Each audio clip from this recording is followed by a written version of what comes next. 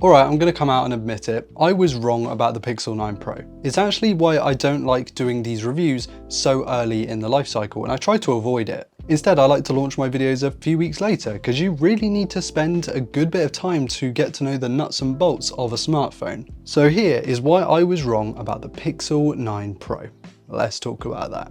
Hey guys, I'm Ryan Thomas, and I'm not saying that I'm giving Google a pass on not upgrading its camera system, delivering yet another weak SoC using an outdated storage standard, or leaving out the faster charging for the more expensive Pro model. What I am saying is that despite these gripes, I have come to really enjoy this phone, to the point where the new Pixel 9 line, starting from the base model all the way up to the Pro XL, is my new instant recommendation, taking the place of my beloved OnePlus 12, and we'll come to that a little bit later. Firstly, the form factor is elite. Like, the way the phone feels in the hand, even with a case on like the first party one I have here, is the best I have ever felt. It's reassuringly dense, it's weighty, it's well balanced, and feels every bit of the $1,000 that you can have to put up for this phone. The buttons are crazy tactile, the haptics are glorious, the ultrasonic fingerprint reader is so much better than last year, and many other optical units. The ultrasonic standard is just better. Of course, it's IP68 rated, it's also great, and I've had to employ that a few times in the rainstorms that I've been caught in recently. But the build and the ergonomics are just ideal, and it's only marginally bigger than that Zen phone, that tiny little thing that everyone was raving about. This is a really nice little form factor. It makes it very easy to use one-handed, and it fits into pockets very well too, even with a case on it.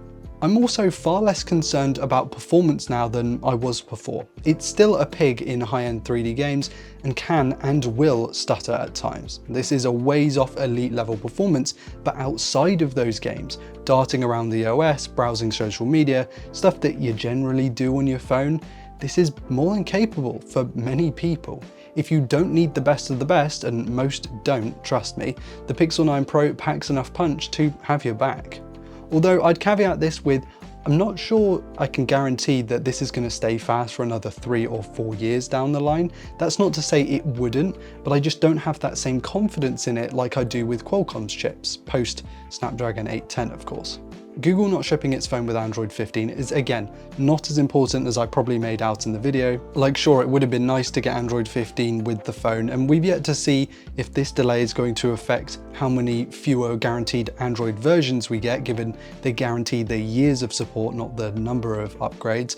But even still, we're treated to a lot of those AI features in Android 14. It's not like the first version of Android 14. It's clearly a mature OS at this point, but it's just not the brand new state-of-the-art version that we were really hoping for. You know, you get stuff like the Pixel Studio or Pixel Screenshots, which is actually quite useful. Gemini Live is really uncanny when you use it, if it gets it right, but that's not all of the time. And as you can probably tell, I haven't changed my stance on AI. I can see why people are excited by it. And for those people, the Pixel is probably the best phone you can buy, but it's not for me. At least I don't care about AI. But the more I've used the Pixel 9 Pro's cameras, the more I realise just how good this setup is, and how impressive it is that these guys have managed to pack all of that stuff into such a compact device. I've come to love the colours and character from the Pixel 9 Pro's camera stack. It doesn't have that majorly overdone HDR effect in most photos compared to some of its competition, and I really like the natural colours from both the stills and the video, and the whole camera system is a lot more realistic than some of its contemporaries.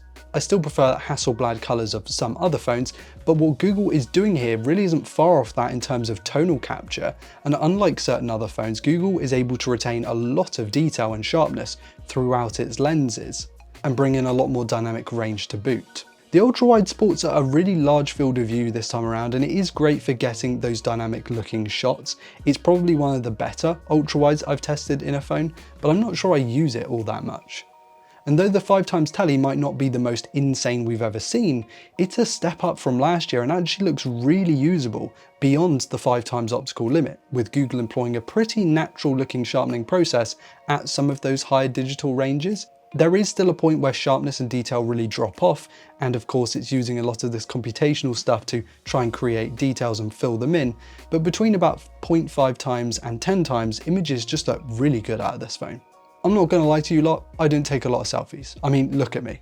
Anyway, this camera being wider than most is ideal for group shots or just otherwise getting more of the scene in the frame, and the image quality is solid. It's definitely one of the better selfie cameras on a smartphone. But the real star of the show for me is just how good that video boosted 8K looks on the 9 Pro. I usually advise people just avoid 8K on their smartphones because a lot of it just isn't that good, but the quality of the stabilization, the sharpness, the natural color, the dynamic range, it's all just top tier from the Pixel 9 Pro, and it might just take the crown as the best auto smartphone video, but I won't give it that just yet because I haven't deeply compared it with the 16 Pro Max. Let me know in the comments if you want to see a dedicated head-to-head because the video out of this thing is quite intriguing actually.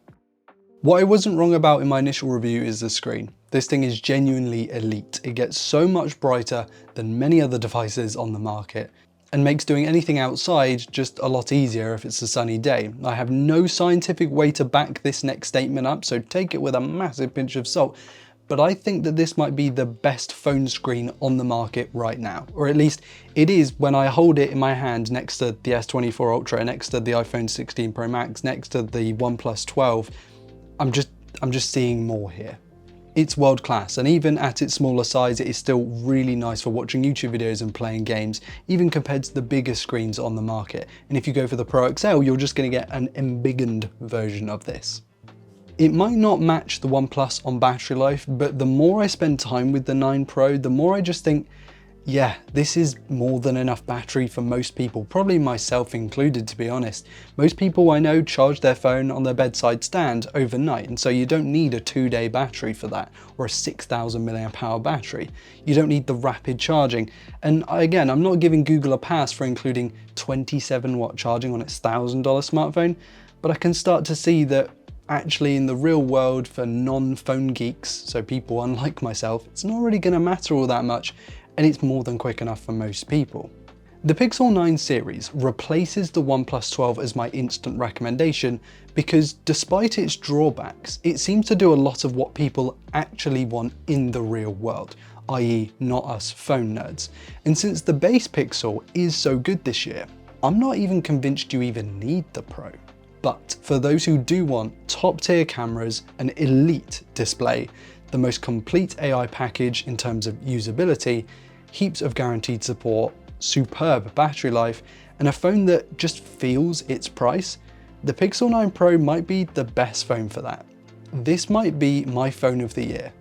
And now that I've had my hands on the iPhone 16 Pro Max, I'm even more confident that this year's Pixel is right up there with the best, and crucially, worth that upgrade, not only from the early Tensor Pixels or even the Snapdragon Pixels, but maybe even the Pixel 8 from last year, because of those Pro features in a very similar size. Let me know what you think of the Pixel 9 Pro in the comments, guys. I am more and more convinced by it every day I use it. This whole video is the reason I don't like putting out reviews early, but I had to, so I did. And while you're down there in the comments telling me that I was just so wrong about this phone, please do hit like if you enjoyed today's content, and subscribe if you're new around here to never miss another upload. I've been Ryan Thomas, and I'll catch you later. Cheers.